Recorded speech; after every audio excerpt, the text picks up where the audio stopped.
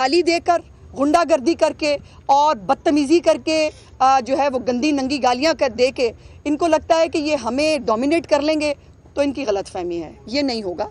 और हम इंतज़ार करेंगे कि स्पीकर साहब इस पर क्या फ़ैसला फरमाते हैं। लेकिन हमने अपना फ़ैसला जो है वो यकीनन एज ए पार्लियामेंट्री पार्टी हमने ये फ़ैसला जो है वो कर लिया है कि हम जो है वो अब अपोजिशन को जैसा करेगी वो वैसा हमसे रिसीव करेगी इंशाल्लाह ताला। और अपोजिशन लीडर जो है अब उनको जो लिबर्टी मिलती है ना भाषण देने की, हमें जो है वो बिल्कुल पिन ड्रॉप साइलेंस के साथ, वो अब उनको मुयस्सर नहीं होगी। शुक्रिया। अज़मा साहब ये बताइएगा कि बिजनेस एडवाइजरी में क्या तय हुआ था? बारी बारी 55 के करीब है, हमने गिनती की। आप क्या समझते हैं कि जो रूल 201 है उसके तहत इन सबको एक्सपेल किया जाएगा या कोई ये और स्पीकर साहब का इख्तियार है? आपकी क्या ये स्पीकर साहब का इख्तियार है। देखिए आज की बात नहीं है, इन्होंने वतीरा बना लिया है। जब उठते हैं, देखिए बजट पर तकरीर करते हुए मरीम नवाज साहबा को गाली देना, जो है वो हमारी लीडरशिप के बारे में गंदी जबान इस्तेमाल करना, ये इख्तियार इनको कहाँ दिया है? ये कहाँ लिखा है? ये कौन से रूल में? अगर हम टेरियन के पापा का जो है वो जिक्र नहीं कर रहे, क्या टेरियन एग्जिस्ट नहीं करती है ना? क्या इद्दत में निकाह हुआ नहीं?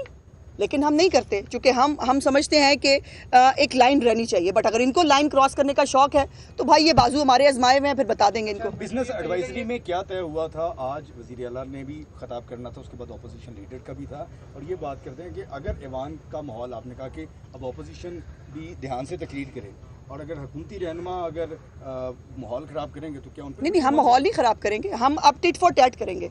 हमने माहौल ख़राब करना कभी भी हमारा एजेंडा नहीं है। मैंने तो गुजारिश की है कि हम 4 महीने से सिर नीचे करके गालियां सुन रहे हैं, गंदी और नंगी गालियां इस हाउस के अंदर, जहां एक खातून वज़ीर आला है। इतना लिहाज नहीं है, अपनी माओ बहनों बेटियों का तो लिहाज आपको है नहीं, ना आपके लीडर को है। लेकिन उसका मतलब यह है कि ये हर एक के ऊपर जो है वो हर एक के ऊपर बात करेंगे, हर एक की तौहीन करेंगे। आपको याद है सीएम चीफ मिनिस्टर साहबा की पहली जिस दिन स्पीच थी, उस दिन भी खड़े होकर इतनी गंदी और नंगी बातें की थी हाफिज फरहत ने। हमें भूली तो नहीं है, लेकिन हमने बर्दाश्त का, हमने तहम्मुल का मुजाहरा किया। अब वो तहम्मुल और बर्दाश्त का मुजाहरा जो है वो एक लिमिट तक होता है।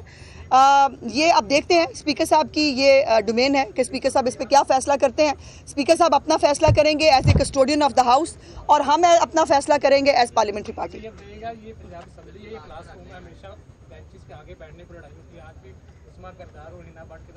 ये पेट इशू है, ये पेट इशू है। आज हम बड़े इशू पे बात कर रहे हैं, और वो ये है कि मुझे अफसोस ये होता है कि तहरीके इंसाफ क्यों पंजाब की तरक्की से जलती है।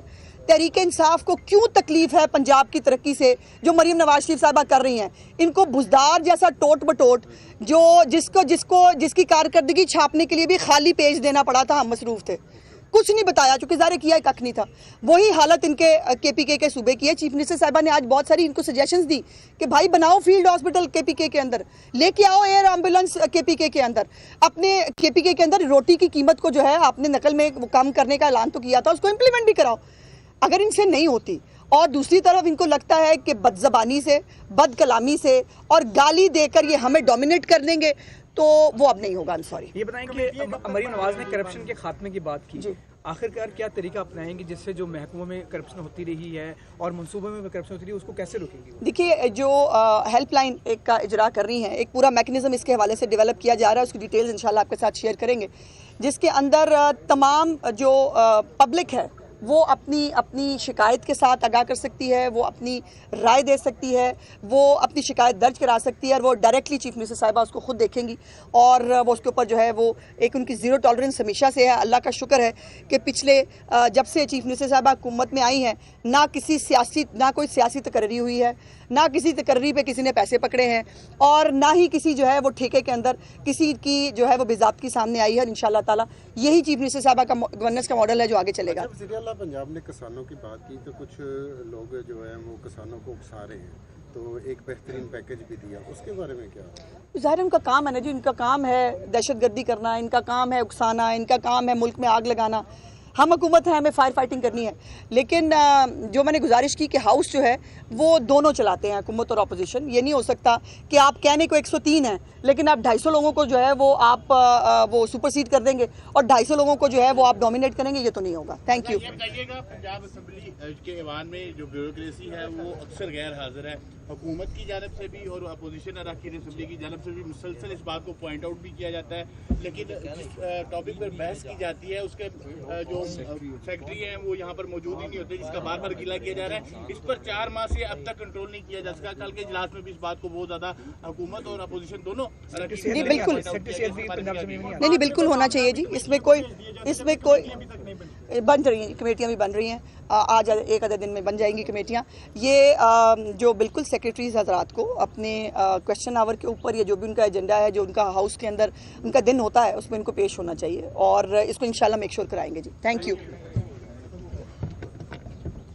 वज़ीर इत्तलात पंजाब अज़मा बुखारी मीडिया से गुफ्तगू कर रही थी। उन्होंने कहा कि आज वज़ीर आला ने 2 घंटे तवील खिताब किया, उनकी कारकर्दगी को 2 घंटे में समेटना बहुत मुश्किल है।